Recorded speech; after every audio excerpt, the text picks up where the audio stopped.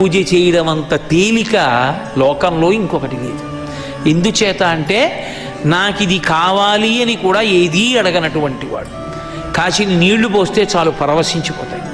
అటువంటి శివుడు కనుక ఆయన శంభుని, అటువంటి పరమాత్మ, అటువంటి దయార్ద్ర హృదయుడవు, చేసిన దోషాలు జ్ఞాపకంలో ఉండవు నీకు అని దేవతలందరూ వెళ్ళి ఆయన్ని స్తోత్రం చేసి, మూడవ కన్నున్నవాడా, ఉన్నది నువ్వు ఒక్కడివి, మూడు లోకములకు, కానీ నువ్వు మూడు అంకె మీద తిరుగుతుంటావు.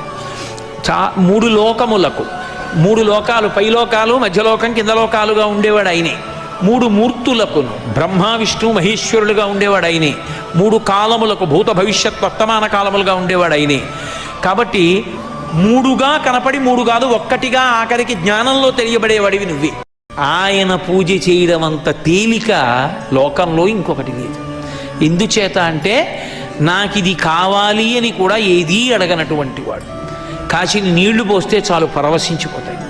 అటువంటి శివుడు కనుక